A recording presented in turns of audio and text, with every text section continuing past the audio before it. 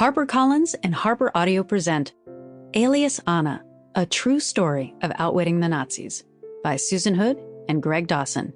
Read by Aimée B. Dawson.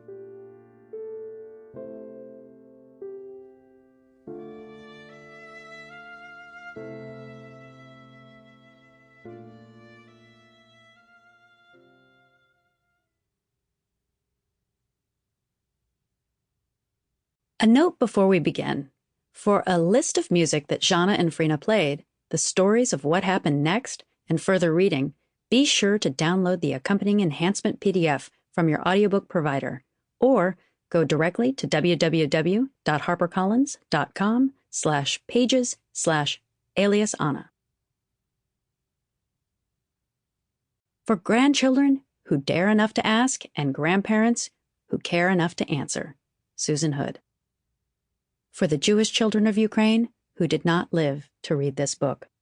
Greg Dawson. A note on the names. Russian names have different endings for males and females. The family name is the father's name, Arshansky, but Zhanna and Frina would be known as Arshanskaya.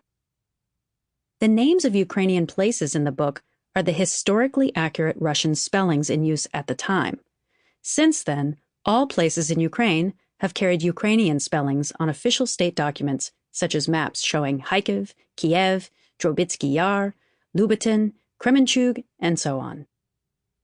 A note on the narration. This audiobook is being read by Aimée Dawson. That's me, the real-life granddaughter of the main character, Zhanna.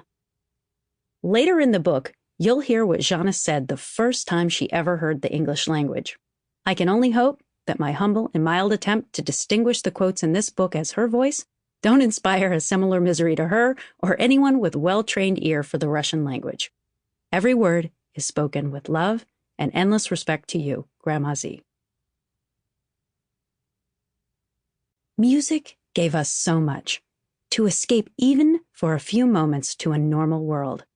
Music allowed us a complete disconnect and emotional escape from the daily life. Greta Hofmeister, a child in Brundabar Children's Opera at the Theresienstadt concentration camp, Terezin. Can music attack evil? Can it make man stop and think? Can it cry out and draw man's attention to vile acts to which he has grown accustomed? Dmitry Shostakovich, Soviet composer. Part 1. Overture. A letter from me to my grandmother. Dear Grandma Z, hi, how are you doing? I hope everything is going well for you right now. I'm writing this letter for a school history project we are doing. The project is to find out as much as possible about our grandparents and what was going on when they were 13 years old.